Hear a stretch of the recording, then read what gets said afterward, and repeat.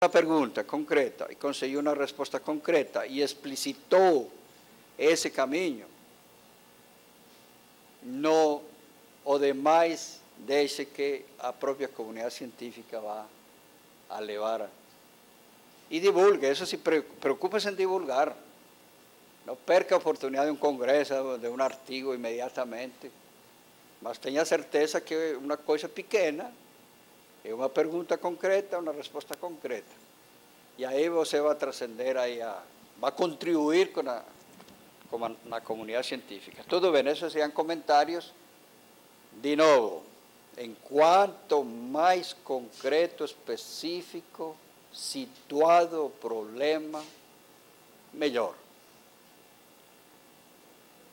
Bem, o que se chama o recorte empírico, o recorte teórico, tenha o domínio disso. E nosso domínio é muito limitado. Mas se é bem, aí os fenômenos da ciência, particularmente esse termo chamado inferência, se infere, se leva para outras situações semelhantes. Outros pesquisadores vão fazer esse papel. Porque na hora de revisar uma revisão bibliográfica, descobrem, é interessante, não é? Olha a maneira como fez, olha a metodologia que utilizou. Então, essa grande contribuição. Então, esses sonhos do grande pesquisador que pega tudo, não concreto. Esse seria, então, esse primeiro recado a partir desse exercício, né? Cada um vai aplicando aí. Muito bem, agora começamos, né? Já quase estamos na hora do intervalo, mas tudo bem, temos mais uma meia hora aí.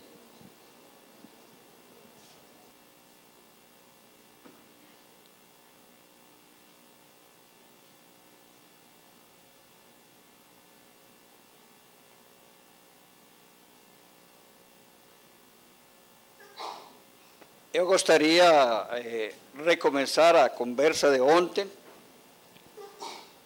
Já estamos gravando. A partir da importância que tem a pergunta. E retomando também o conceito de que se vamos produzir um conhecimento, que esse é o desafio de uma pesquisa científica, esse conhecimento não tem mais que a seguinte pretensão: responder a uma pergunta.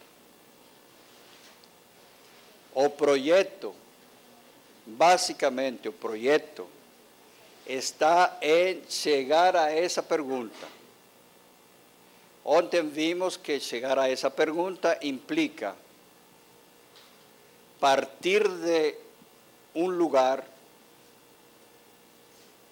A relevância dessa pergunta está exatamente quando atende a necessidades concretas. Todas as necessidades são necessidades historicamente situadas.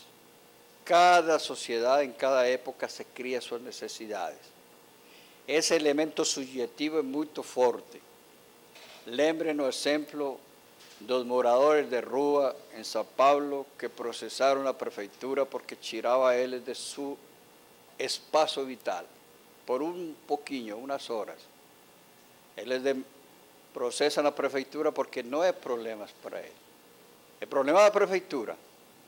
Então, todo esse elemento subjetivo é importante. Cada um cria sua necessidade, cada sociedade, cada processo produtivo, cada processo educacional, cada cultura cria suas necessidades. Se nós partimos dessas necessidades, dessa sociedade, desse processo, dessa situação social, econômica, produtiva, nós estamos dando já de cara a relevância a nosso projeto. Essa necessidade precisa ser indagada, perguntada, questionada, problematizada. E transformamos isso em um problema. Só que a necessidade é muito mais abrangente. Nós vamos afunilando entre essas necessidades alguns problemas, mas não perde o vínculo com a necessidade maior. Problema que se funda em uma necessidade. Esse problema racionalmente pode ser tratado em forma de indagações, indagando, perguntando sobre esse problema. Esse problema deve ser traduzido, transformado em indagações múltiplas. Essas indagações múltiplas, como não somos capazes concretamente de tratar todas elas, não é? Então vamos selecionando algumas questões de essas múltiplas indagações para formar um corpo possível de ser trabalhado. Por sua vez, essas questões precisam ser sintetizadas em uma pergunta que é a que a gente coloca num resumo ou coloca no projeto como a principal. Nós vimos, então, que a importância da pergunta e o cerne de um bom projeto é ter pergunta. Qual a pergunta? Chegar aí é elaborar um bom projeto. Esse processo que nós colocamos aqui neste gráfico, o problema, a necessidade que se traduz em problema, para tudo isso o instrumental básico é a capacidade de perguntar, de gerar indagações, de gerar frases interrogativas. Falamos do problema, que o problema deve ser entendido como complexo, e terminamos aqui com uma comparação com relação a perguntas e a respostas. Para todas as perguntas nós temos respostas, e as primeiras que encontramos, e é interessante isso, as primeiras que encontramos nessa hora de perguntar, de elaborar as perguntas, é que outros já responderam a essas perguntas. O senso comum, a religião são muito ricas em responder a todas as perguntas. A razão mítica responde a tudo. Outras pesquisas sistematizadas na literatura, outros projetos já desenvolvidos, todos esses respondem possivelmente a essas perguntas que estamos fazendo sobre essa necessidade, sobre esse problema. Aí colocamos um primeiro problema, é como tratar essas respostas. Essas respostas devemos tratar como saberes. Saberes significa respostas que estão aí no leque, no estanque, nos sistemas de informação, nas bibliotecas, na rede de internet, tudo tem aí as respostas. O pesquisador deve tomar uma atitude crítica com relação a isso. Não aceitá-las. Agora, se encontrou algum trabalho que aponta exatamente e quer aceitar, quer dizer que muito bem, aceitem. É um conhecimento válido. Utilize o conhecimento, mas aí inviabiliza a sua pesquisa, porque aí já não vai ter mais pesquisa. Aí avançou e chegou aí. Agora, se suspeita que mesmo com a proximidade que tem, é válido para outras circunstâncias, para outras situações, em outros contextos históricos, em outros contextos geográficos, você está colocando uma dúvida sobre se essa resposta é válida para este problema concreto aqui, por exemplo, em Uberlândia, ou aqui em Santa Catarina, ou aqui em Limeira, ou a Biocruz, não é? Que seriam situações específicas que vimos aqui. Não podemos deixar de lado, mas tudo bem, que é legal ter encontrado já uma literatura que me permite ver melhor o problema. Aí é o parceiro daqui para frente, porque vai discutir, vai comparar, vai ajudar nessa discussão de resultados. Às vezes é bom encontrar umas parcerias como essa, não é? Muito bem. Mas aí o elemento de pergunta, dúvida é fundamental para o avanço da sua pesquisa. Como saberes? Agora, como se trata de uma pesquisa que quer produzir conhecimento, então se supõe que não tem a resposta para isso. Teríamos aí um argumento poderoso de que precisa ser feita pesquisa, até bem financiada, porque rastreando não encontramos respostas. Então nós precisamos elaborar resposta para esse problema. A contaminação das águas lá em Limeira. Ninguém fez isso. Ele revisou, não tem ninguém, nenhum pesquisador mexeu com isso. Lá no Ceará, em Campinas, sim, mas aqui não. Aí justifica-se, então, o investimento, o tempo, o projeto de uma pesquisa nova para elaborar respostas concretas para essa pesquisa. Está certo aí? Muito bem. Hoje de manhã, vamos trabalhar a elaboração da resposta. Ontem, quando o senhor terminou o dia, o senhor falou sobre os saberes docentes, os saberes da escola, como saberes que não têm que ser feitos como saberes, não como conhecimento. Se o senhor pudesse retomar, porque aquilo deu uma certa inquietação, e nós não tivemos mais tempo hábil de clarear isso. Sim, aqui uma participante está perguntando sobre esse mundo dos saberes. Ontem terminamos falando sobre os saberes que aos autores, como já foram anunciados aqui, Perrenú, Sacristán, tantos outros,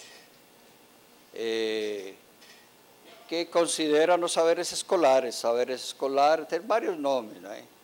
Depende. Estão os saberes científicos, resultado das pesquisas científicas.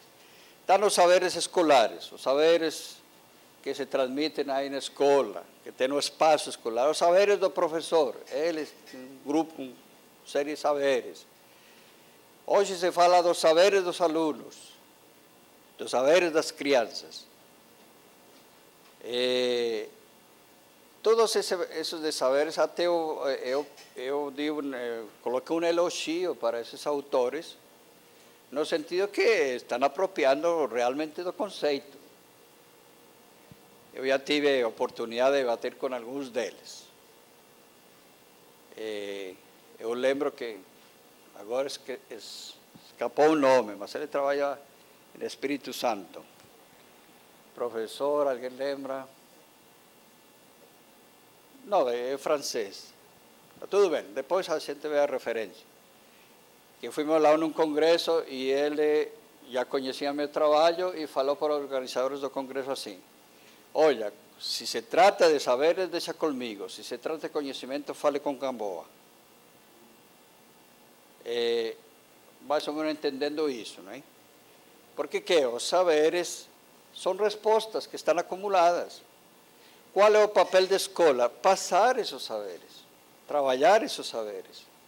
O professor que tem saberes, trabalha esses saberes. Mas seria um erro falar que a escola trabalha conhecimento.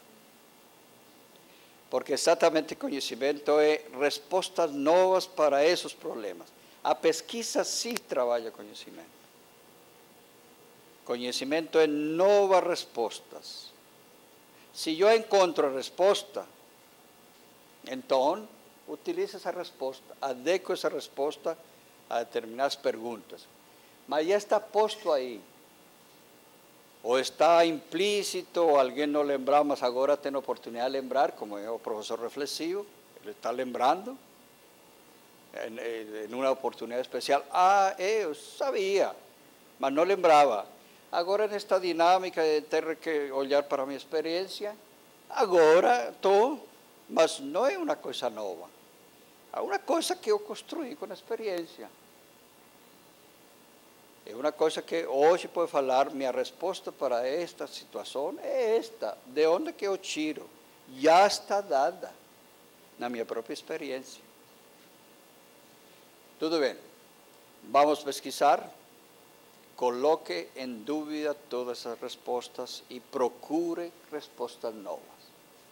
Às vezes, vamos ver agora a continuação, que essas respostas estão já, só que dispersas.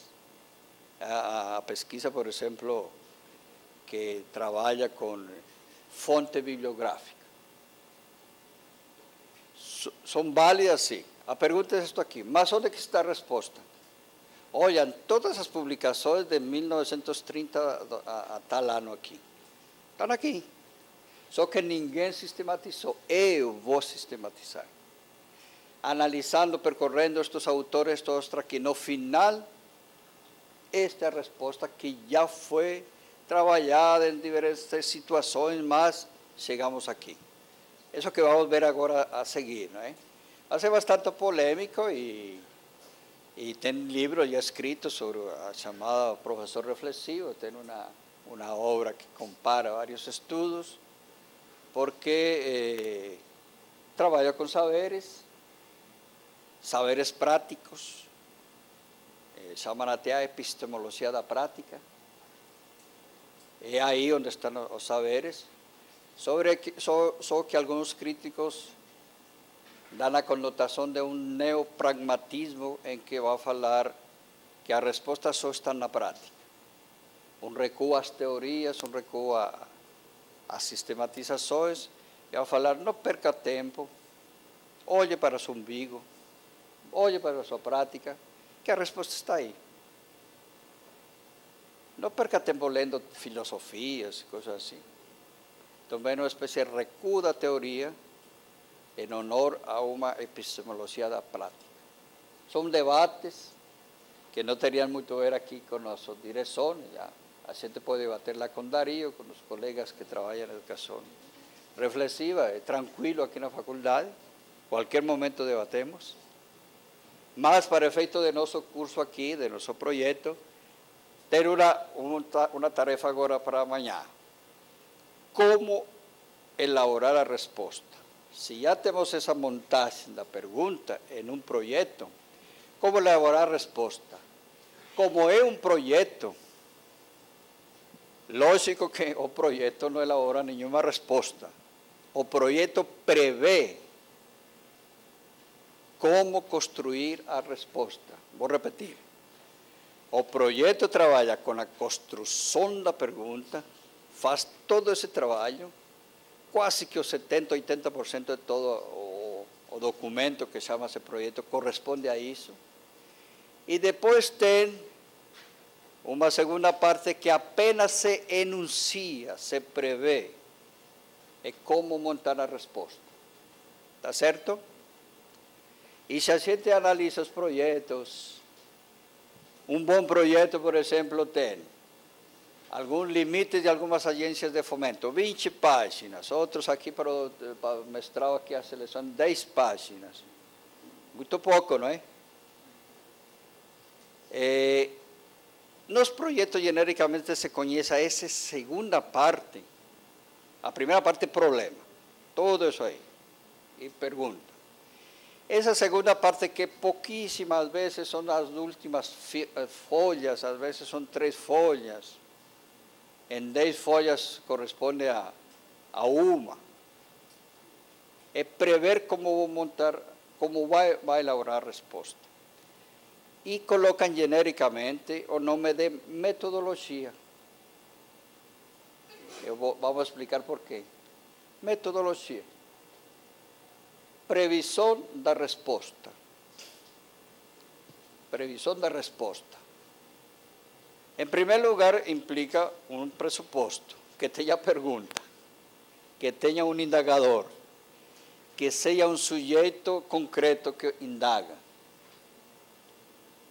E um objeto da qual se pergunta. É as práticas de ensino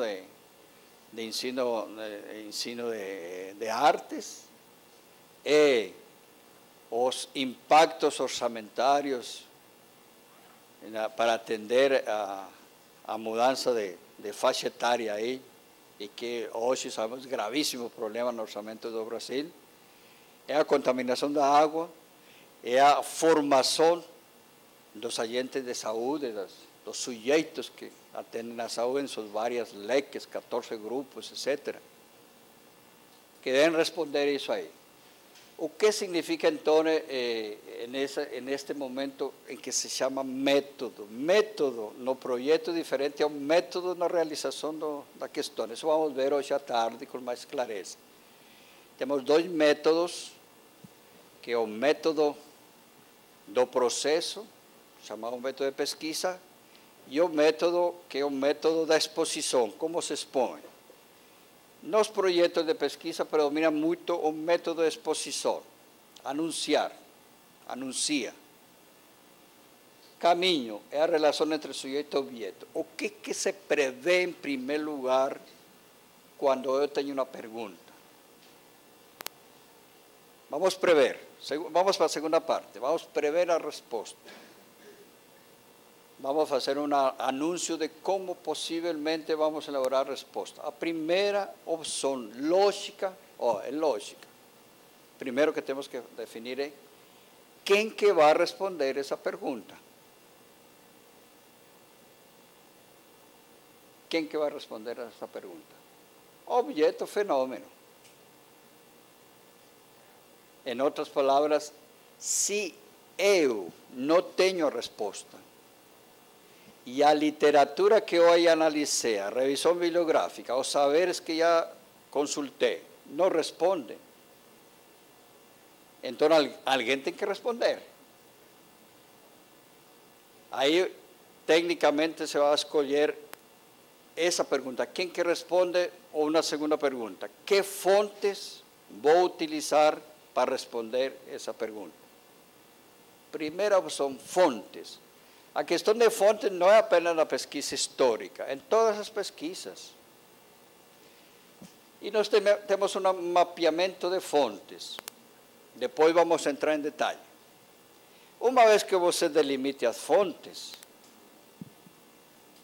possivelmente as projeções estatísticas, possivelmente a análises da água ou da contaminação das águas que tem aí, possivelmente fontes vivas ou fontes testemunhais, as pessoas que passam por esse processo, ou documentos, currículos, planos de aula, livros didáticos utilizados.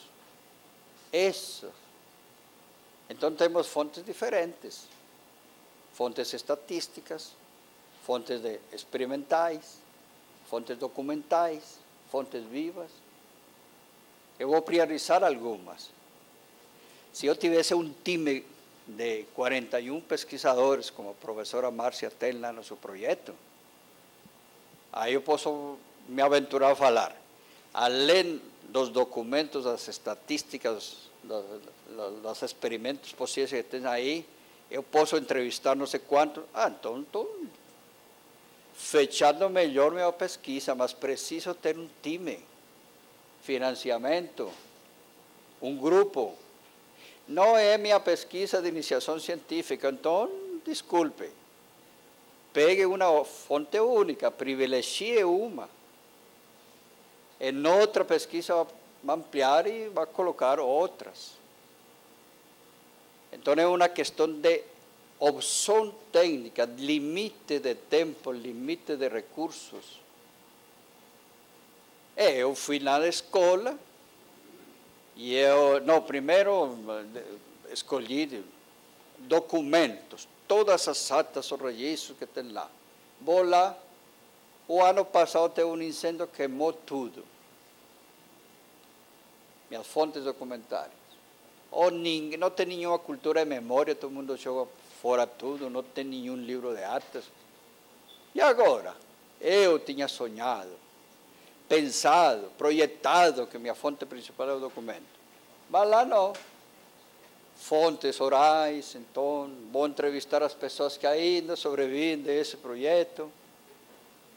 Aí vai escolhendo segundo a sua prática de pesquisa.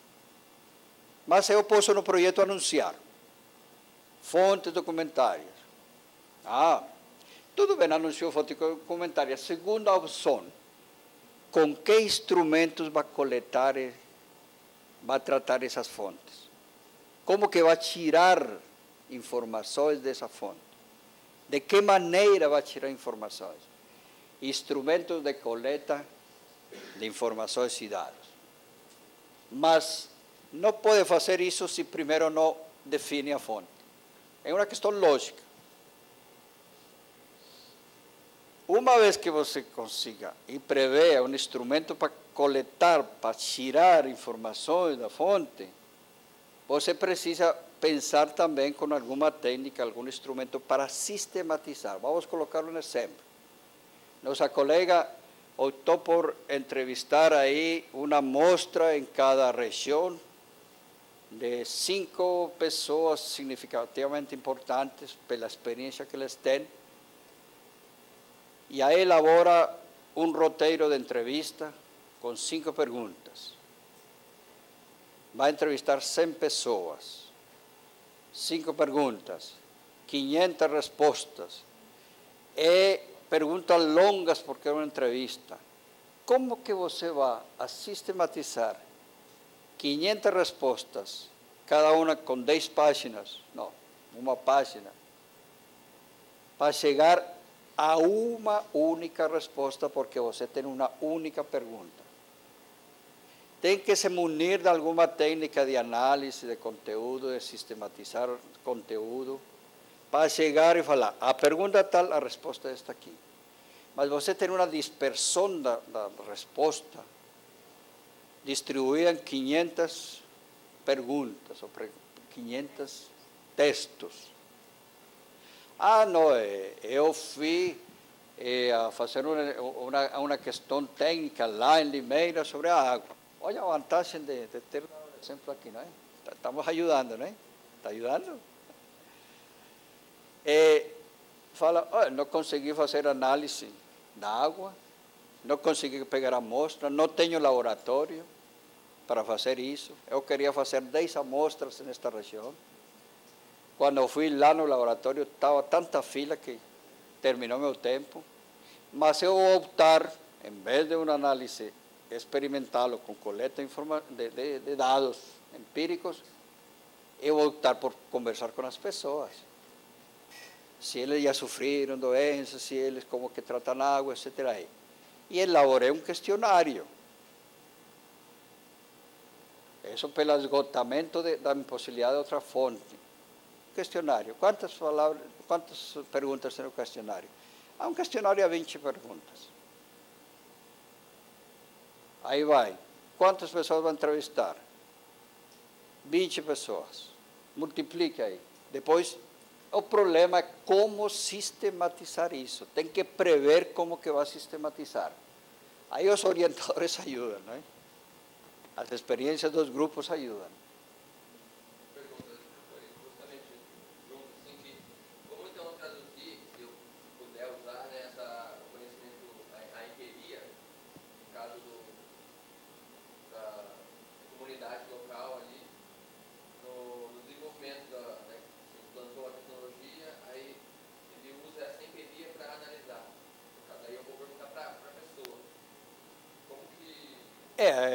Agora vamos ver um pouquinho, quando venho, vamos ver os diferentes tipos de fontes que poderia utilizar, não? Um pouquinho de paciência que já chegamos lá.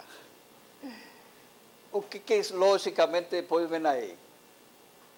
Uma forma de organizar, sistematizar informações. Tem alguns artifícios que o pesquisador também pode utilizar.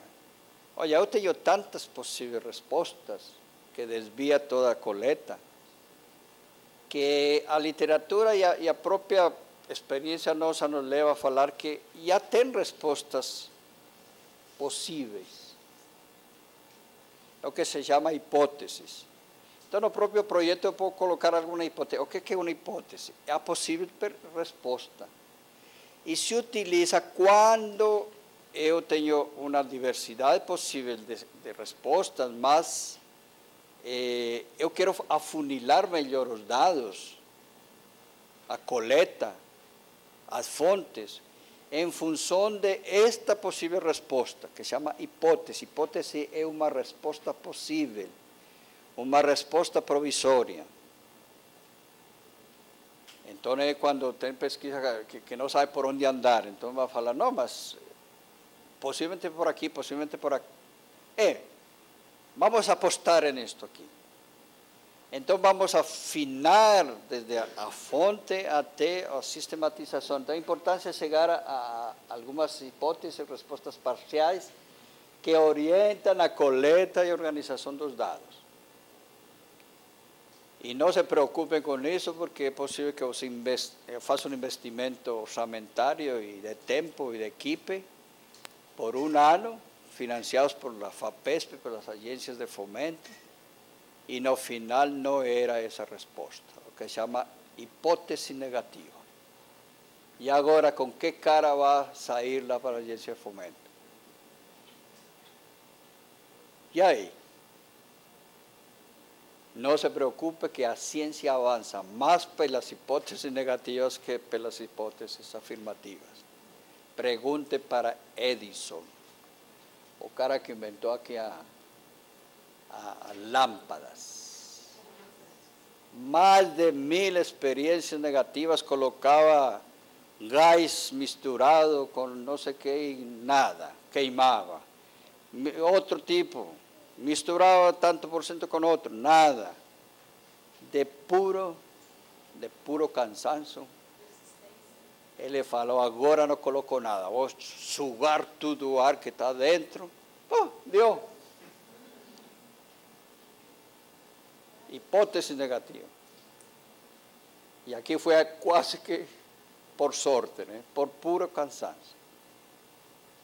E aí tem muitos exemplos na ciência. Então não se preocupem com montar todo um esquema a partir de uma hipótese e no final não dá. Por quê? Porque já não é por aí, é pela outra suspeita que a gente tinha. Você queria perguntar, por favor?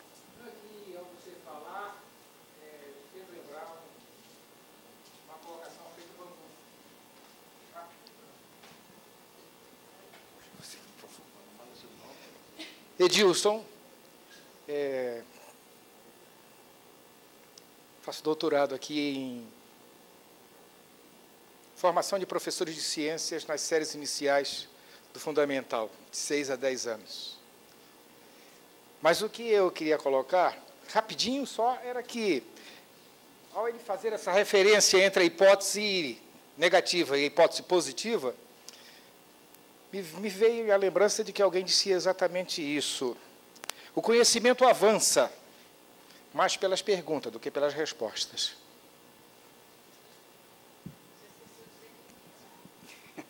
Ah, sim. Eu nem sei mais se sou físico. Muito bem. O conhecimento avança mais pelas perguntas, é a nossa tese central aqui, até pela figura do Mika, não é? E também, muitas vezes, por hipóteses negativas, né?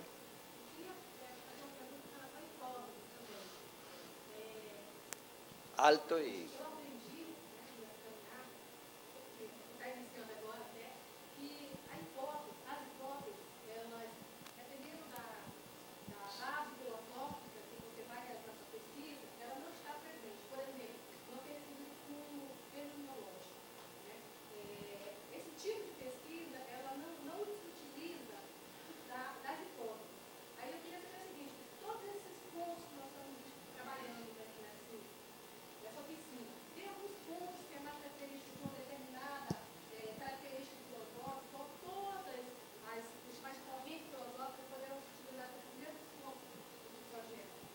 Muito bem, então aí vem a especificidade, você apontou. Em algum tipo de pesquisa, e particularmente pesquisa que trabalha essa perspectiva fenomenológica, ou que trabalha uma perspectiva de... Porque todas estas pesquisas de caráter fenomenológico sempre trabalham com ni sequer tem categorias prévias, não tem hipótese prévia. Vamos colocar um exemplo. Eu gostaria de saber, aqui no público, vamos fazer uma pesquisa, e podemos fazer rápido, né? Coloquem em um papel, cada um, coloquem em um papel, por exemplo, conte una experiencia de un buen profesor. Localícenla. Profesor de matemática de primera serie, localizado. ¿Por qué que ese profesor es buen profesor? Eu tenho a pergunta. Por quê? O que é um bom professor para esta turma aqui? Coloco uma situação concreta. Na sua memória, nas suas lembranças, localize um bom professor. Situe ele no espaço e no tempo. Em que lugar? Ah, na minha escolinha lá. Em que época? Quando tinha 6 anos. O que aconteceu? Aí narra o relato. Bom professor, este que fazia assim. Qual é a característica desse bom professor? Olha, dá perguntas. Dá pergunta. Eu posso prever a resposta? Sei lá. Nunca posso prever. Por isso não pode trabalhar com nenhuma hipótese. ¿Por quê? Porque aí vamos ver para alguns, porque é simpática, porque é sorridente, porque domina conteúdo, porque conversa com todo mundo, porque tantas possibilidades que eu nem me atrevo a chutar alguma delas. Não tem como. Com que categoria de análise? Também não. Todo é a posteriori, depende dos resultados que vão começando a ser sistematizados. Então, quando se fala de hipótese, e estamos falando aqui em forma genérica da ciência, não é? Algumas não trabalham com hipóteses, outras trabalham com hipóteses, outras obrigatoriamente têm que trabalhar com hipóteses, como é o caso de pesquisas empíricas, experimentais. Senão fica doido, que variável vai trabalhar, que elemento vai trabalhar. Tem que ter algum tipo de hipótese. Mas a advertência está legal. Vamos, uma vez que tenha isso, é importante no projeto também prever, além da fonte, a sistematização para chegar à pergunta, à resposta, alguns elementos que chamam-se de corte teórico, de referencial teórico. Em 10 páginas não dá para colocar nada, em 20 menos ou mais, doutorado. A FAPESP, o CNPq fala, olha, dependendo do projeto, se é pesquisa doutoral, não passe 20 folhas, porque se você não em 20 folhas não conseguir colocar, aí está donado, não tem nada claro na sua cabeça. Então, 20 páginas. Eu estou montando um projeto temático, aqui para a FAPESP. Aí falam aí, você pode utilizar até 50, 60 páginas, mas você tem que ter 3 pesquisadores, mínimo, de instituições diferentes, ainda 5 assessores estrangeiros. Então, aí você pode ampliar, é temático, você pelo menos vai envolver 10 pesquisadores. Então, limite, 50 páginas. Mas o comum dos projetos são 10 e 20. O que eu posso fazer como referência teórica? Referencial teórico. Categoria de análise. Definir o título. Talvez definir o título. O título é este aqui. Quais são as palavras-chave que utiliza? Esta. Impacto. O que é impacto? Sim? Esgoto. O que é esgoto? Ensino de artes. O que é ensino de artes? Segundo a legislação tal, nos currículos de ensino de arte, isto aqui. Segundo os dicionários específicos técnicos, esgoto significa tal coisa. Impacto estatístico ou a famosa classificação aí. Idoso. O que é idoso? Segundo a Organização Mundial da Saúde, estes são os termos que tem aí. E aí vai. Explique o título. E as palavras-chave do título. E alguém que já trabalhou com esgoto da literatura aponta que estes autores, vai trazer alguns. Tudo que você escreva como definição, ou como afirmação, ou como explicitação de essas palavras, coloque uma fonte bibliográfica. ¿De dónde que tirou essa definição? Dicionário tal, tal, tal. É o que vai montando na bibliografia. Mas em 10 páginas dá para colocar o que eu já estou pensando como referencial de interpretação. Tem uma opção, coloque em anexo, mesmo que ultrapasse as 10 páginas, porque já tem um certo consenso, você coloca em anexo tudo o que quer. Bibliografia a ser consultada, não a que citou, não a referência que colocou no texto, bibliografia que complementar, bibliografia a ser consultada. E coloca aí, olha, a definição de reprodução cultural, aí, cada nosso colega historiador, é trabalhada por Bourdieu em tais obras, por tales outros autores, que eu vou consultar, essas são minhas referências. Então, essa parte referencial, algumas categorias, pode anunciar, as categorias mais importantes nesta análise são estas. O suporte teórico que teríamos aí está na bibliografia complementar.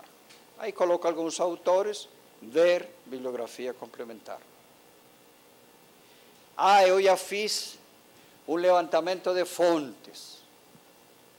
Eu já te pensei um instrumental. Vou ler um roteiro de entrevista. Nas 10 páginas não cabe. Mas cita, ver anexo número 3. Eu estou pensando em levantar os dados com este roteiro. Aí vai. Então a gente recebe um bom projeto, nos limites dos editais, 20 páginas, e às vezes vem esclarecendo uma bibliografia complementar, um roteiro de instrumentos, a descrição do processo de experimentação, por exemplo, que utilizaria o colega lá, quais são os reagentes, como que se faz uma análise de contaminação segundo este modelo, e pode até bolar aí a necessidade de comprar uma determinada substância para fazer isso. A lista de materiais, a lista de anexos, mas precisa colocar, mínimo, definir o título e as palavras que você utiliza lá. E se vai ampliando, aí já tem um lastro de autores, de referências, de revisão bibliográfica que estão apontando para lá. Isso seria o que se prevê lá na metodologia, prever as respostas e prever elementos de categorias e de interpretação das respostas. Estamos apenas no ABC, não é? Eu gostaria de avançar um pouquinho, porque previsão da resposta é o que se chama a metodologia no projeto. Vamos destrinchar melhor. Que fontes eu posso ter? A literatura anuncia, e aí é genérico, não é específico para um modelo, as fontes mais comuns utilizadas é a bibliográfica. Eu coloco como exemplo uma obra-prima aqui de pesquisa histórica no país, é nosso colega Saviani, que já foi anunciado aqui, a tese de livre docente dele. Eu tive o privilégio de que a auxiliar de pesquisa dele deu para mim os materiais, falou, o que eu tenho com esses materiais aí? Deixa para mim que eu coleciono no Paideia. Olha aí, quais são as tendências teóricas da educação brasileira? Quais? Fontes. O grupo que teve financiamento rastreou todas as teses que foram produzidas até essa época, chegaram como a 500 e pouco.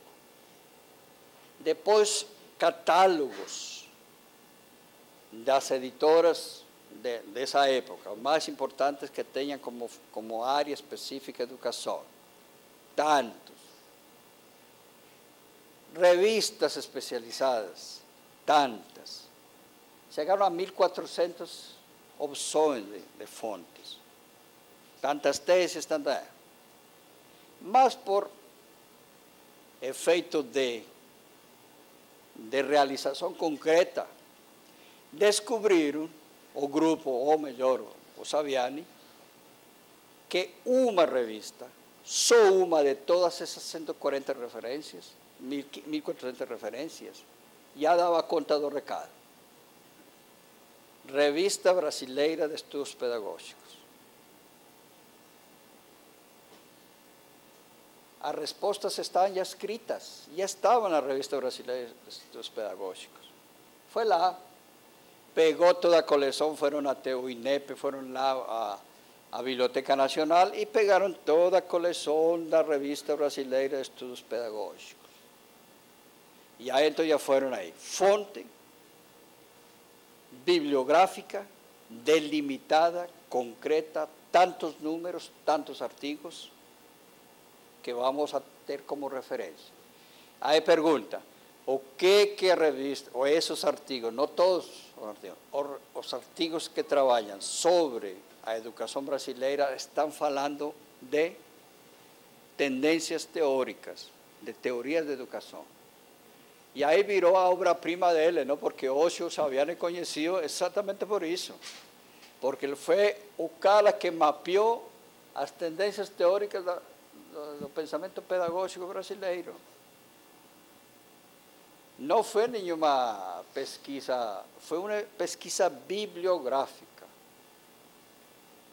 Já estava lá escrito. Eu acho que isso esclarece bem.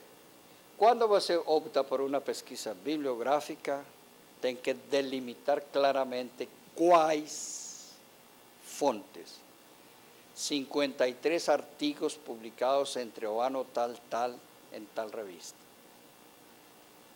Um determinado autor, as obras de Sartre entre tal ano a tal ano, porque o cara escreveu tanto que vai se perder.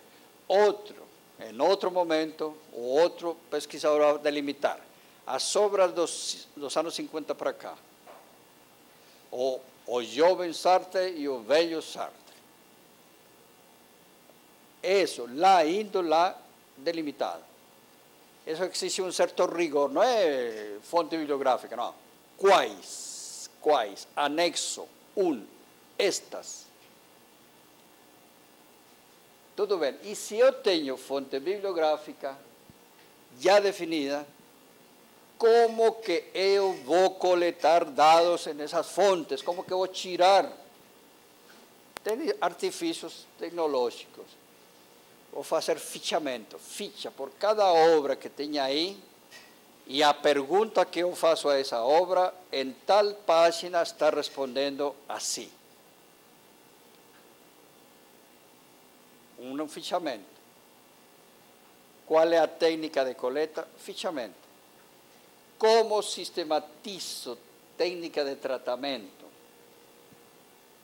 Aí vou ter que fazer uma análise de conteúdo dessas fichas. Não tem outro jeito. Para sistematizar. Técnicas. Como organizo os resultados? Como que apresento os resultados? Com uma tabela de conteúdos. Olha, tais, uma tabela de conteúdos. Esta categoria foi definida assim, esta outra assim. Alguém quer ver um trabalho bem feito? Está aqui a autora. A Márcia fez um trabalho com as pesquisas, 70 pesquisas no Nordeste, e na hora de defender seu doutorado tem 2 volumes de anexos. Cada pesquisa tem uma ficha. Cada 2, 3 páginas. Mas se alguém vai conferir, vai lá, na pesquisa tal, na página tal, segundo esta ficha que sistematiza tudo, você encontra tal coisa.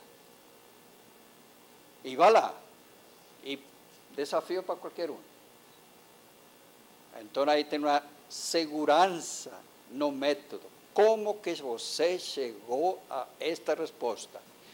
Olha, sistematizei desta maneira, fiz esta compreensão de conteúdo desta maneira e utilizei esta fonte.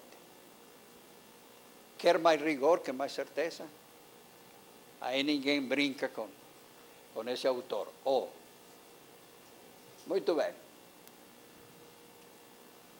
Olha, essa questão de fontes bibliográficas é complicado, muito disperso, não dá. Eu vou utilizar documentos. Por quê? Porque os livros escritos sobre ensino de arte, cadê a Rosana? O ensino de arte. Não dizem muita coisa, não.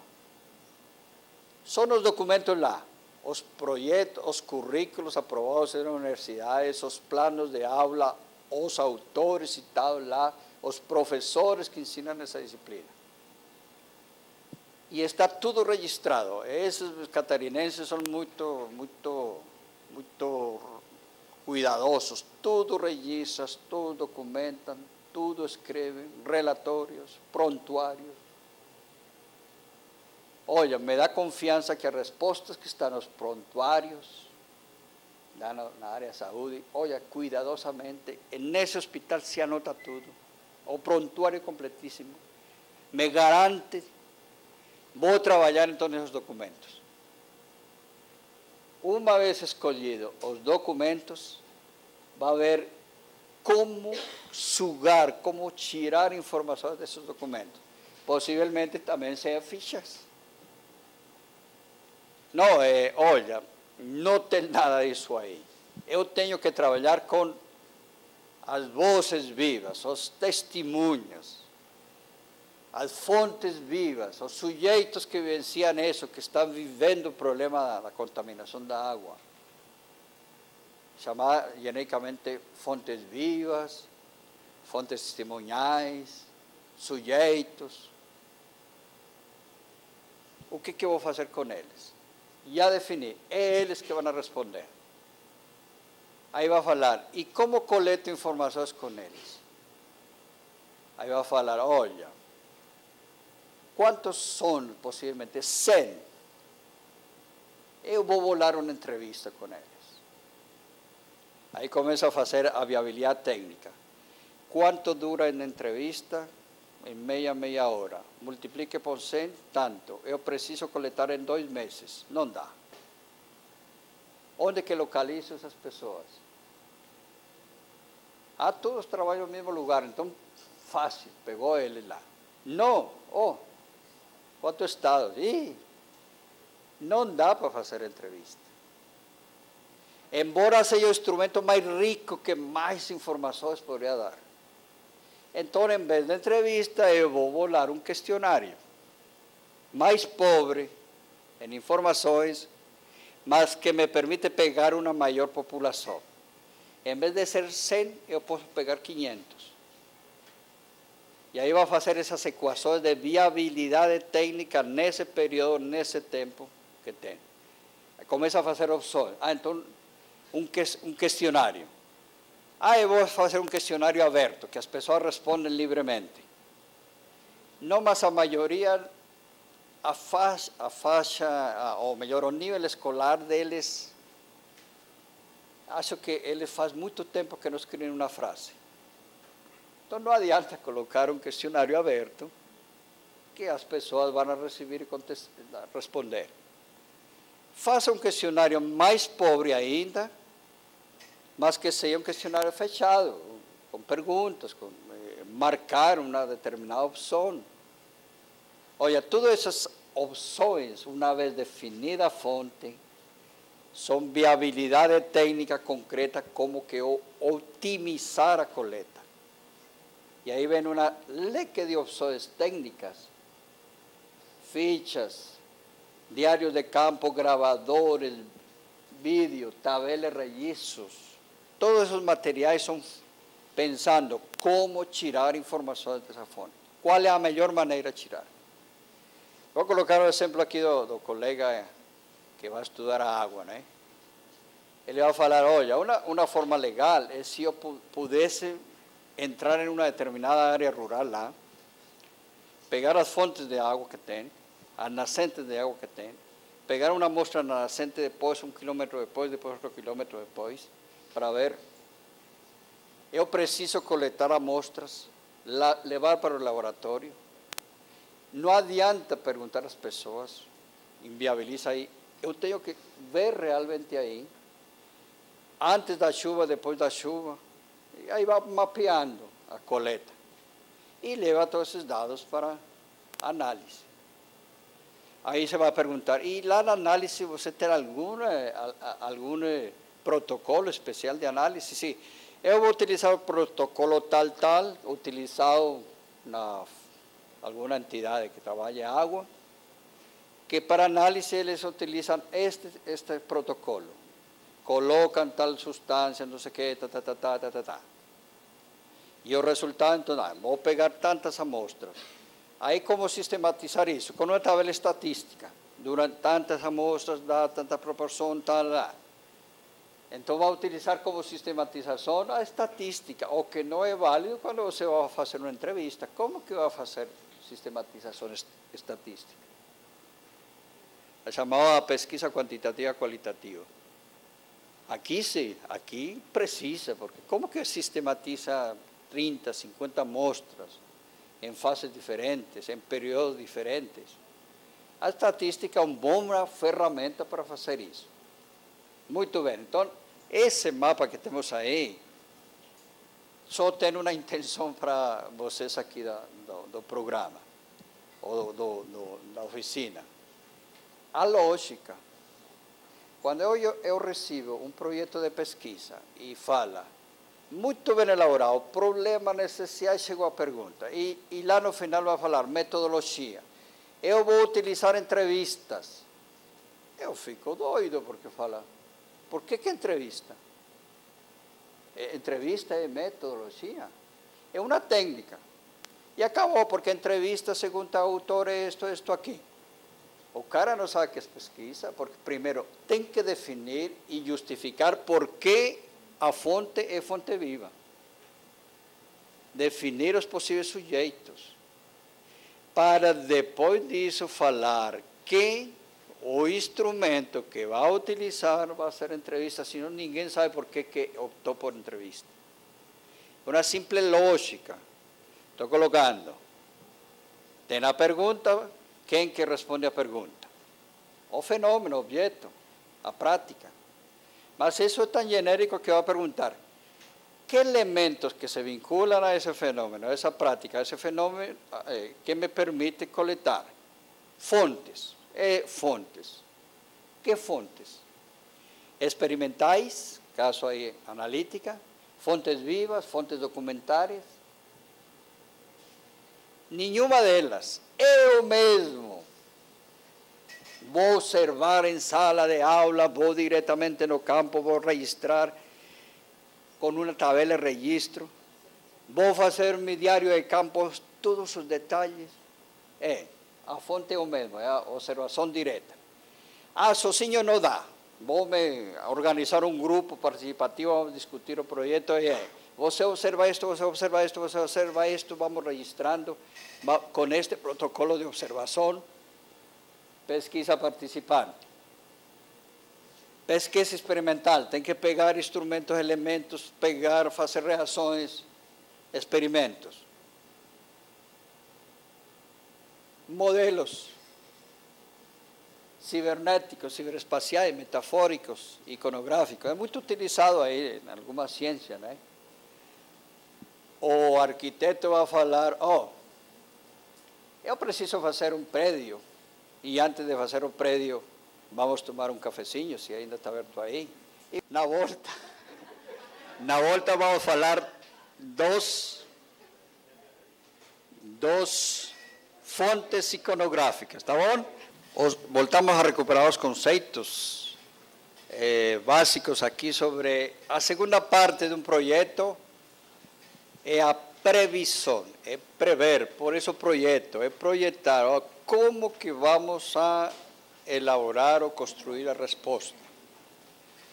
Primeira opção lógica é quem vai responder. Lógica, o fenômeno, objeto, de qual objeto de estudo. Mas o objeto de estudo tem uma maneira de falar, um jeito de responder. Então, quais as formas como responde esse objeto?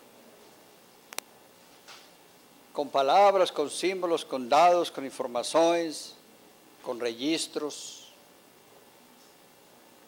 Muito bem, no caso aqui da contaminação da água,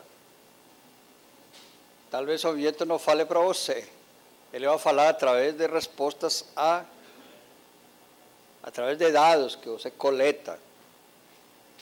Qual é o nível, por exemplo, de contaminação de tais, de contaminação dessa água? Quais são os padrões que você tem aí?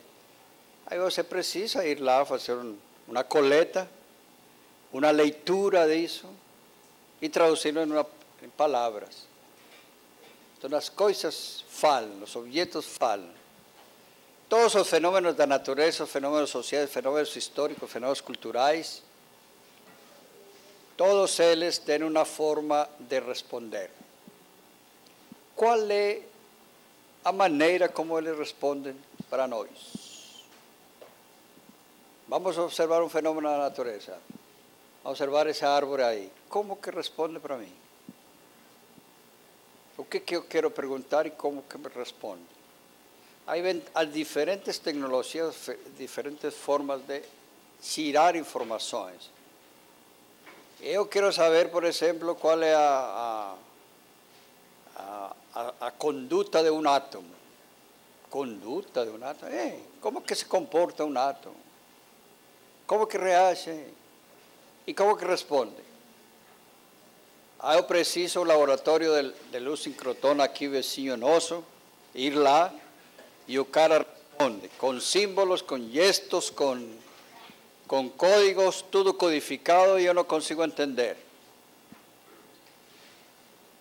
Isso para falar alguma coisa hoje à tarde interessante.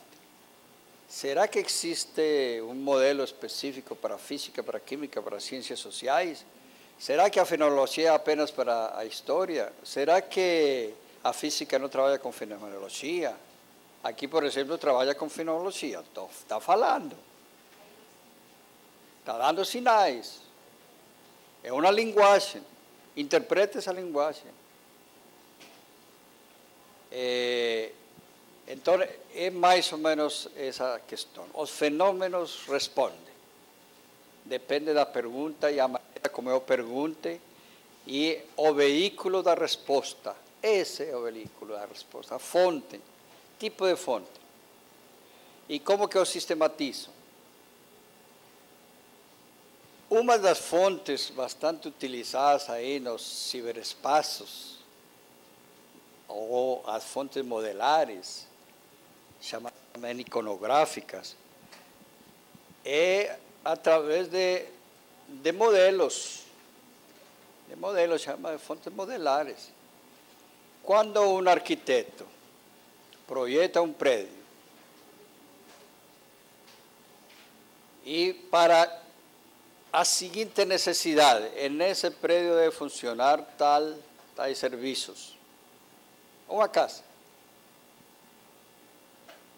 E aí ele vai falar, o que pode responder para mim? Ele monta uma maquete.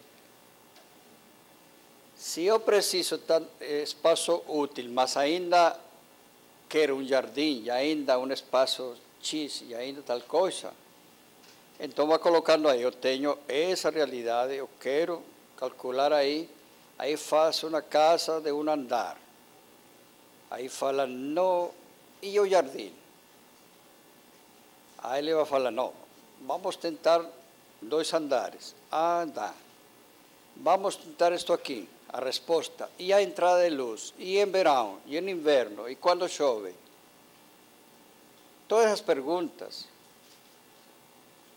Não tira, ele monta uma maquetinha aí e vai falar, subindo fica tal espaço. E depois chega para o cara que, olha, para as suas perguntas, quais são os passos? Aí pergunta, você qual é a sua profissão? Quais são os seus hábitos que tem? Ah, você precisa de uma biblioteca, não é? É o ponto mais importante da sua casa. Em que lugar vai colocar? E aí vai gerando perguntas. E a maquete vai respondendo. E nesta hipótese, antes era maquete mesmo, subir, colocar com isopor, com não sei o quê. Agora eles têm um computador lá, um modelo lá e vai falar a área tal, a corrente, a forma, a cultura da pessoa, sim? A circulação de dentro. E aí vai colocar, vamos colocar a questão. E se moram apenas 2 pessoas? E se moram 10? E aí vai a maquete vai respondendo. Um engenheiro vai falar, estou projetando, tem um problema, uma necessidade, precisamos fazer uma ponte de vão, 30 metros de vão. Qual é o nível de resistência, o que precisa? O tamanho do ferro. Ele vai falando, eu vou experimentar. Aí termina a vida e cai a ponte, não é? Fala, não, eu tenho um modelo, a gente tem a resistência de 1 metro, com a resistência de 1 metro multiplica por tanto, é um modelo que vai responder. Se nós projetamos 10 metros, então precisamos isso, se projetamos 30, até tem a resposta. Quem que está respondendo a essas perguntas? O modelo. O modelo iconográfico pequenininho, a maquete. Os modelos experimentais, os modelos ciberespaciais, quando você tem esses gráficos no computador. Aí chega o astrônomo e projeções aí, o que nós contamos ontem, não é? Eu tenho lá na observação dos céus uma proporção de olhar através de um telescópio, aprofundo não sei quantos anos-luz, multiplica por... E vou fazer que responde, se nós temos em tal constelação, tal situação, o que poderia ter em uma constelação, quem que está respondendo? Exatamente um modelo que foi colocado nesse instrumento que vai dando respostas. São os modelos legais aí, não é? E as ciências humanas? As ciências humanas têm a famoso modelo clássico da metáfora.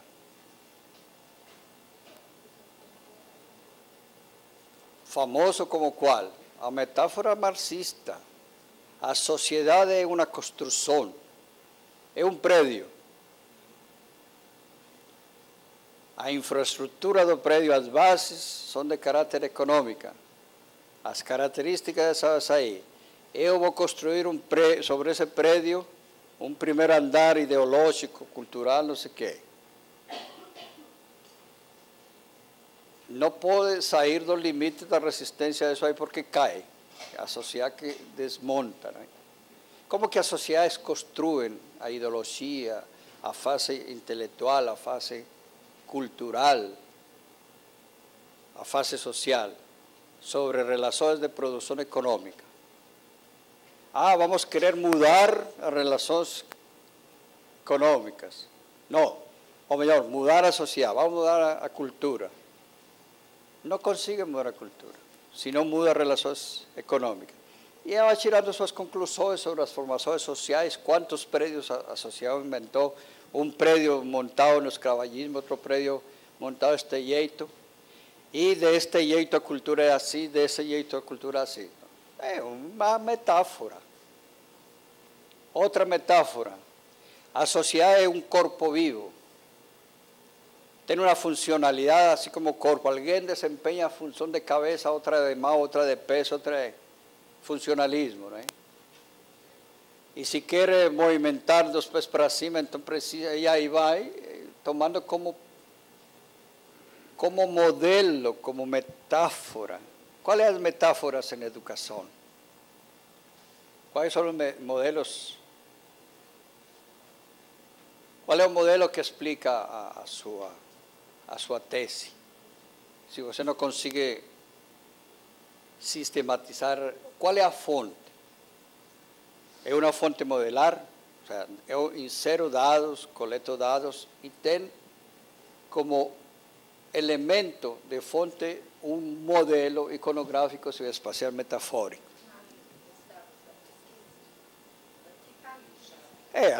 Alguns tomam como... Uma pergunta, se eu modifico a superestrutura, será que modifica a infraestrutura? Segundo este modelo, não. Se eu modifico a infraestrutura, é possível que possa modificar aí. Mas o problema é, eu acho assim, Mas a gente está colocando isso como que responde para minhas perguntas. No caso do engenheiro, que tem um modelo de resistência a materiais, as perguntas vão dando resposta ao modelo. O caso, por exemplo, do arquiteto, é a maquete que está dando respostas. Essas são outras fontes. Outro é diferente. Aqui a fonte é diretamente as pessoas. Não precisa de um modelo cibernético, de um modelo, ou melhor, de um modelo para responder. É a própria fonte. Então já é a fonte viva, já é o documento, já... Sim, aí não precisa já de ter como fonte um modelo. Estou colocando modelo porque algumas pesquisas exatamente, que se chamam pesquisas modelares, é porque utilizam modelo como resposta, vai respondendo. E tem modelos em todas as áreas, não é? Medicina, não é? Olha, até tem, se nós injetamos, por exemplo, tanto quantidade de tal coisa aí, como que o modelo está falando, porque está controlado para falar, olha, o grau de resistência equivalente a... Às vezes são os chamados experimentos, os ratinhos de experimento, não é? Esses modelos, sim, fundamentam a hipótese. Não podemos fazer a resposta sobre muito se utiliza, por exemplo, os cobaias, não é? O cobaia, no final, é um modelo. Só que em si mesmo já é um experimento que transfere para a condição humana. Qual é o organismo que mais se assemelha ao corpo humano? Será o ratinho ou será, por exemplo, os suínos, os porcos? Assim não se... Só que o próprio porco já é em si mesmo uma fonte para uma experiência de caráter biológica na área.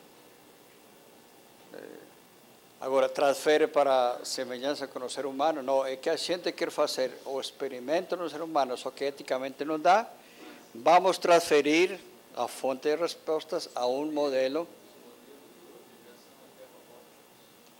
Isso, essa experiência robóticos. A medicina já tem um corpo tão bem elaborado que você pode até aplicar injeções e aí dá a resposta esperada, não é? Isso se chama fontes modelares. As respostas vão dar exatamente os modelos robotizados. Só estamos colocando a maneira de informação, que não se esgota apenas nestas fontes, tem muitas outras fontes. Muito bem. Uma vez previsto, então, como a resposta, essas previsões, vem a necessidade de algumas articulações, porque nós estamos aí vendo pergunta por um lado e resposta por outro lado. Algumas articulações que é o que vamos ver hoje à tarde. Uma primeira articulação é em dois momentos. O projeto tem uma finalidade, é sua viabilidade em se transformar em uma pesquisa, em uma dissertação, em uma tese, em um relatório. Em função disso que se pensa o projeto. Não perdamos de vista que a oficina é sobre projetos. Mas, ao mesmo tempo que eu trabalho com o projeto, eu prever o que vai acontecer com esse projeto. Este esqueminha ajuda um pouco a isso. Todo processo de conhecimento é elaborar uma pergunta e obter uma resposta, construir uma resposta. No projeto, que é a primeira parte que temos aqui, nesse lado esquerdo, eu faço a pergunta, e uma previsão da resposta. Neste primeiro momento do projeto, a pergunta ganha destaque. Eu tenho até um quadrinho levando esta linha para cá, não é? A resposta apenas é anunciada, apenas é prevista. Nesse outro livro, eu acho que está vendo o livro aí sobre métodos e epistemologias. Eu, em um determinado lugar eu já coloco até a linha aqui mais para cá. A ênfase no projeto é dado na pergunta. E a resposta é prevista. A primeira parte, que corresponde ao problema, e que às vezes tem esse título, problema, prevê essa situação, problemas, indicadores, antecedentes, questões, perguntas, e alguns elementos que ampliam isso, justificativas, objetivos, mas que compõem essa primeira grande parte do projeto. Na segunda parte, a resposta. Prevê a resposta. Como que vai elaborar a resposta? Prevê fontes, instrumentos, técnicas de organização, critério, algumas categorias de análise, se tem ou não hipótese, algum referencial que ajude a interpretar os resultados. Basicamente, são os dois elementos que estão presentes aí. Depois de que esse projeto passou pelos rituais de aprovação, no grupo de pesquisa, no exame de qualificação, conseguiu ingressar no programa lá de doutorado, de mestrado, iniciação científica, ganhou bolsa. Então aí vamos realizar o projeto. Vamos realizar segundo a previsão, só que tem como produto final o relatório, a tese, a dissertação. Aí que aparece como que se faz a proporção nesse documento. O relatório, segundo momento, também vai trabalhar com pergunta e também vai trabalhar com resposta. Só que aqui, todo que estava no projeto, todo isto aqui, vai ficar reduzido a uma introdução, ou a um primeiro capítulo. Esse primeiro capítulo, ou introdução, o que coloca? Olha, esta pesquisa se originou para atender tal necessidade, tais problemas, seus problemas, e vai fazendo uma revisão bibliográfica sobre isso, apontou isto aqui. E chegamos a esta pergunta. Todo o exercício da resposta vai montar os capítulos, 1, 2, 3, 4, 5 capítulos. O que vão tratar esses capítulos? De como montou a resposta. Conclusão. Volte lá sobre as questões. Depois dessas análises e investigações, chegamos a seguintes respostas. Esta é a resposta. No caso de minha tese, com a pergunta, minha resposta foi: as tendências teóricas metodológicas da produção de pesquisas no Estado de São Paulo são estas, em tal proporção, com estas características, Fechou legal. Me propus uma pergunta e consegui respondê-la.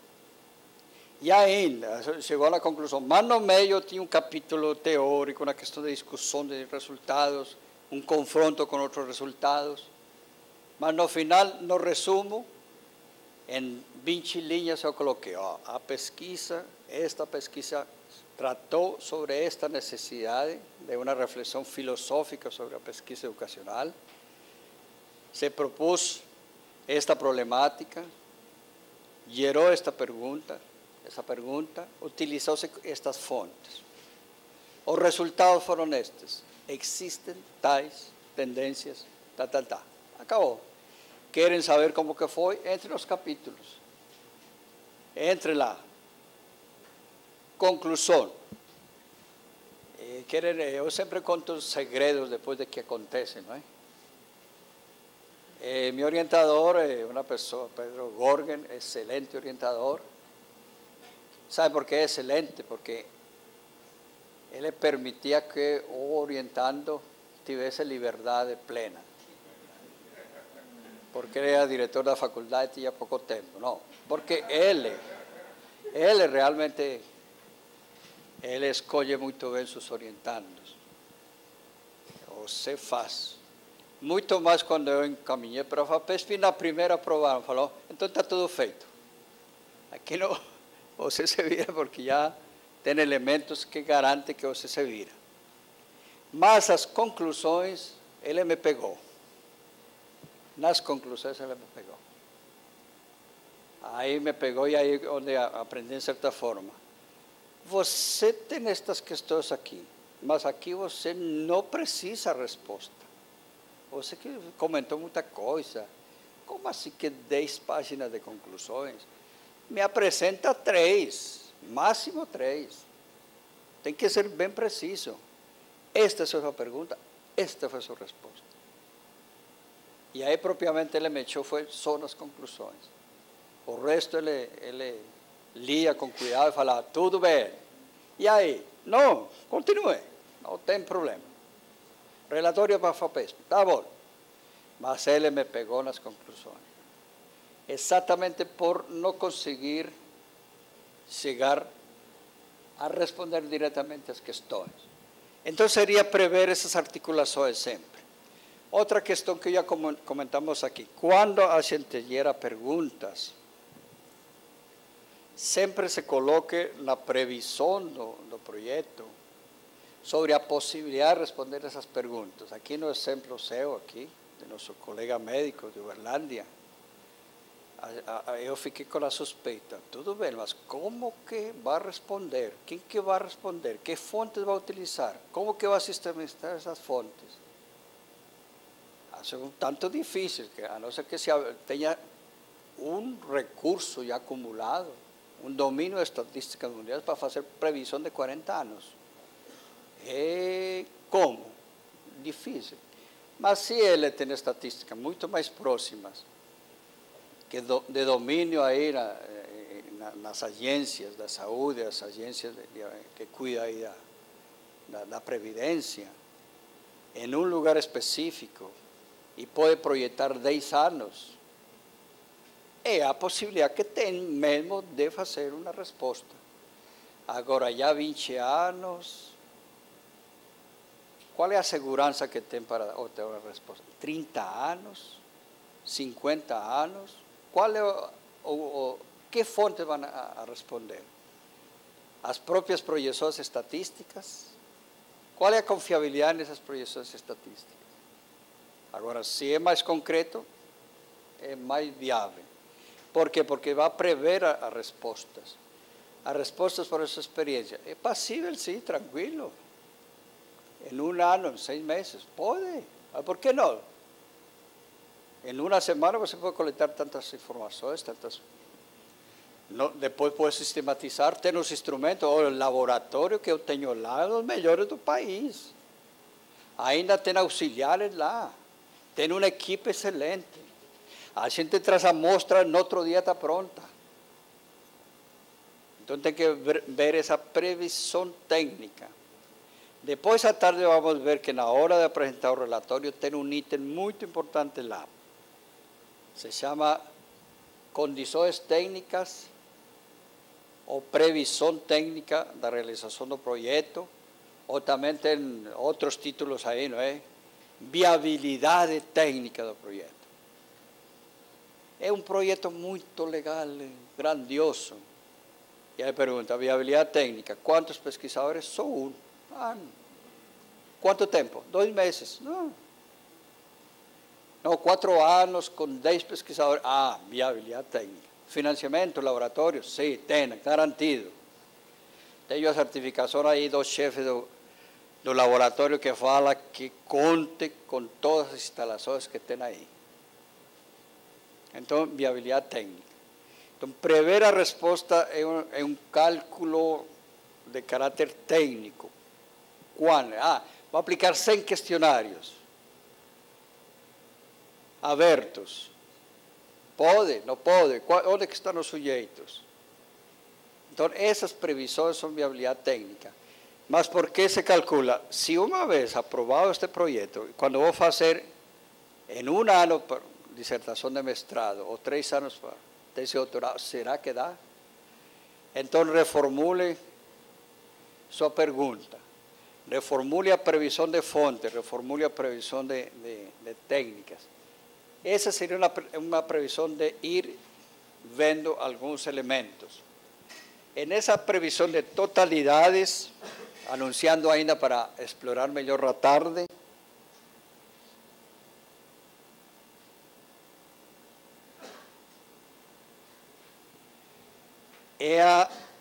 algumas concepções que começam já a aparecer aqui. Tem uma colega que fez a pergunta sobre fenomenologia. Já começa a criar problema aí. O sujeito sou eu. O objeto é a contaminação das águas em Limeira. Esse fenômeno. É mesmo? Você é sujeito e esse é objeto. Aí vem diferentes situações. Todo objeto, primeira condição, é uma condição científica, o princípio ontológico. Todo objeto, todo fenômeno, todo acontecimento, toda experiência é ontologicamente existente quando ocupa espaço, tempo e movimento. Situar o fenômeno, situar essa realidade é fundamental. Você tem uma realidade empírica que determina um determinado fenômeno, delimita o fenômeno. A prática pedagógica, onde? Na escola tal, em que época? No ano de 2010. No caso da experiência histórica. A experiência pedagógica, o ensino de matemática, quando? Nas primeiras escolas do país. Que época? Ano tal, tal.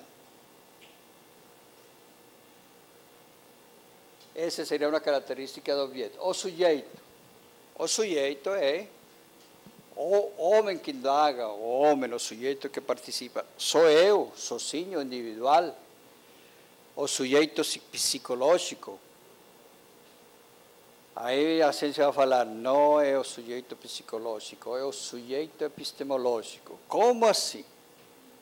Então é diferente. O sujeito epistemológico pode ser um coletivo. O sujeito epistemológico pode ser a comunidade científica. O sujeito pode ser um grupo. Não é um indivíduo. Ou se é um indivíduo psicológico, eu que estou fazendo a tese, a pesquisa, eu preciso fazer uma construção desse sujeito epistemológico. Olha aí, dá para entender? Eu sou Silvio Gamboa, com todas as características, nasci na Colômbia em tal data com 60 anos, já confessei aqui que tinha 60 anos, sou freguês aqui de nosso amigo. Mas não é o sujeito epistemológico das pesquisas. Eu preciso me construir como sujeito epistemológico. Como que me construo? É tirar de mim, tirar das relações de meu grupo, condições que me permitam construir um objeto, que é, por exemplo, a análise da produção. Então, vale a pena alertar porque são questões de construção. Muito bem. Uma tendência de teoria do conhecimento. Eu vou ficar um pouquinho mais... Quero estar me alertando que não preciso sair do foco. Uma tendência, uma teoria do conhecimento bastante desenvolvida hoje e que tem sua origem na dialética e tem sua origem em Hegel, coloca a seguinte questão. Antes de Hegel, conhecer uma coisa é colocar os elementos do intelectus, razão, racionalidade, capacidade de olhar, de pensar, de articular, todos esos elementos, adecuá-los a un determinado objeto. Elevar todas mis medidas, mis categorías, ya, nos ha ido foco. E adequar isso com esto. Olha, é do tamanho tal, é redondo, é em forma tal, é azul, tem uma tampinha assim, a medida, o peso. E enquanto mais me ajuste a essa realidade, eu tenho melhores condições de conhecimento dessa realidade. Agora, adequatio intellectus res. A pretensão da objetividade. O que eu suponho que todos os meus elementos de sujeito epistêmico são construídos adequando-se ao objeto e em forma mais adequando-se ao objeto. Esse seria o famoso objetivismo, não é? Adequatio intellectus res. Existe a previsão e a centralidade do objeto e o sujeito é seletivamente recortado, depende do ajuste que tenha com o objeto. Meus sentimentos, meu amor pela Márcia, meu amor pelos meus filhos, meu amor pelo amigo, aí não conta, tire isso daí. Mi sentido político, mi ideologia, mi concepção de sociedade, não, aí não vale. São os elementos empíricos que seriam elementos de adequação. Essa é a tendência empiricista que perguntou o colega ontem, são as tendências objetivistas defendidas por Popper e de tantas outras, né? Aí vem uma espécie de construção de um sujeito empírico, melhor, um sujeito epistemológico, aquele que vai conhecer, bastante recortado, bastante neutralizado pelas condições do objeto. Não pode interpretar. Interpretar é muito subjetivo. Você mistura com ideologia, você mistura com visão de mundo. Não. Na hora do relatório você não interprete. Descreva, faça uma taxonomia, é isto aqui e que... Pronto. Proibido interpretar. Senão contamina o conhecimento. Isso, estou exagerando? Estou exagerando, certamente estou exagerando. Muito bem, depois chega um cara lá, antes de Hegel, o Kant falou, assim como Copérnico fez uma revolução com relação à teoria ptolomeica, em que antes o centro do universo era a Terra, o objeto, e em torno de eles giravam o Sol, os planetas, os sujeitos. Agora é o contrário. O Copérnico provou o contrário. É o Sol que é o centro, isto é, o que estava por fora agora é centro, o sujeito que estava por fora agora é o centro. E eu proclamo a revolução copernicana na teoria do conhecimento. Porque agora é o sujeito centro. Porque se o sujeito não quer perguntar a idade do fenômeno a que alunos, nunca vai ser dado objetivo. É o que quero perguntar. Se não quero ver a cor, nunca se transforma em dado objetivo. Se não quer saber o peso médio aqui dos colegas magrinhos, a maioria é magrinha aqui, não é? Como eu. Não vai ser resultado, não vai aparecer como registro, não vai aparecer como dado, não vai aparecer como indicador, nada. Então é o sujeito que comanda o processo. É o contrário, adequar os objetos às intenções, às interpretações, aos gostos do sujeito. Está certo aí?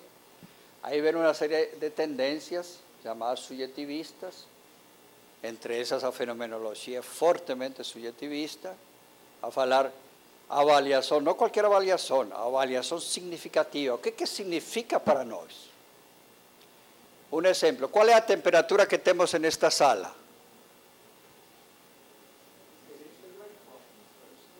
Alguém vai falar, professor, não se complique a vida. Aqui de lado tem um termômetro. Traga o termômetro. É um dado objetivo. Não adianta perguntar às pessoas. Tem um dado, já, um dado que já foi sistematizado, tem consenso, tem registros bem afinadinho. 22 graus, ponto 7 na escala tal. A fenomenologia vai falar, não adianta isso, para que serve saber isso aí? O que importa é como as pessoas se sentem. Como que se sente você aqui? Confortável. Então não é categoria numérica 1, 2, 3, 4, é confortável. Está gostoso. Será que dá para calcular que quantitativamente gostoso, confortável? Ah, não, tem que ser com categorias qualitativas, não quantitativas.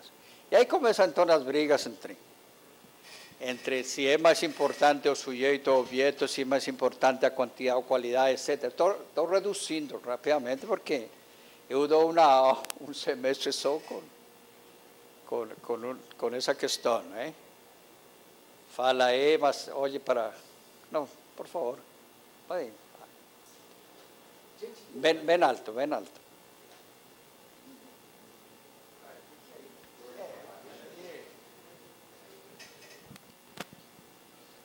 Mexeu muito com a minha cabeça. E esse referencial teórico já tem a resposta dele. Eu não sou policial para você dizer, eu não respondo. Mas você fez uma colocação muito interessante com relação à pergunta e à resposta, considerando, inclusive, a metodologia nesse processo. A pergunta que eu gostaria que você comentasse para nós, porque ficou agora um nó na minha cabeça, é de que eu posso fazer uma excelente resposta à síntese.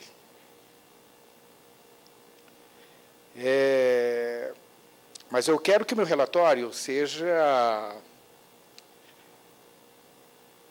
bem defendido, enquanto eu autor do relatório. E eu sei que eu vou estar diante de uma banca em que tem um referencial teórico, uma fonte metafórica, de diferentes visões. Então, a minha pergunta é o seguinte, eu estou vendo um objeto, estou diante de uma banca que são sujeitos também diferentes, com visões diferentes, e a pergunta é, eu posso, com um problema síntese, já que é oficina, né? Diante de um problema síntese, eu posso chegar em respostas diferentes? Muito bem. A categoria mais importante, que acho que vem tanto na questão sua como que estamos colocando aqui, é o que vem aí a seguir. O Hegel vai falar, quem que falou que existe o objeto e que existe o sujeito? Olha o pedantismo de Hegel, não é? Aristóteles, que defendia, os empiristas que defendiam a objetividade, objeto presente, adequação do sujeito ao objeto. E agora meu mestre, Kant, defendendo que o sujeito é a centralidade e que os objetos giram em torno. Eles estão falando de objetos e sujeitos epistemológicos, não tanto empíricos. Aí ele começou a contestar desta maneira. Acho que todos esses caras que me precederam estão complicados, estão errados. Primeiro, estão trabalhando com um falso dualismo. Objetividade ou subjetividade. Com um falso empirismo, como se o conhecimento só acontece entre Pedro e a cadeira. empirismo, o sea, elementos empíricos. O cara que mexeu com a cadeira e ele falou, a cadeira é isto aqui. Mexeu com ela e representou, faz a descrição, faz a classificação, tudo que é possível. Falso empirismo, falso dualismo. Vamos a melhorar a questão. Não existe nada disso. Não existe sujeito e não existe objeto. Aí não complicamos com ninguém. Está bom aí até agora? Existe um sujeito psicológico chamado pesquisador X e existe um problema da contaminação da água lá. Realidade. Mas como objeto sujeito epistêmico não existe nenhum. Não existe. Existe uma grande necessidade. Como garantir o atendimento provinciário para nós idosos de 60 anos de aqui a uns anos. Esse é um grave problema. E aqui nosso colega que quer estudar isso aí. Existe o problema, existe um sujeito, ou um grupo de sujeitos, porque não sou ele, certamente que acho que todo o Ministério da Previdência está com esse problema, não é ele, então é um sujeito epistêmico coletivo, é uma comunidade científica coletiva, é um grupo, não sou eu, é a humanidade, por não falar de outro jeito, e que a partir disso precisamos construir um objeto e um sujeito. Muito bem. Falso dualismo, um falso empirismo. Eu tenho realidades ou totalidades a serem construídas. Esse é o desafio para entender um pouco hoje à tarde aí as dinâmicas. Mas vão a tomar sua lancha de almoço pensando em que não existe nem sujeito nem objeto. Por que vamos falar de sujeito? Não existe. Então, não adianta. Precisamos construir esse sujeito e esse objeto. O melhor termo, então, para essas compreensões é como construir esse sujeito indagador e esse objeto que responde às indagações. É um processo de construção. O conhecimento é um processo de construção. E à tarde é o capítulo mais importante. Ninguém perca esse capítulo. Obrigado.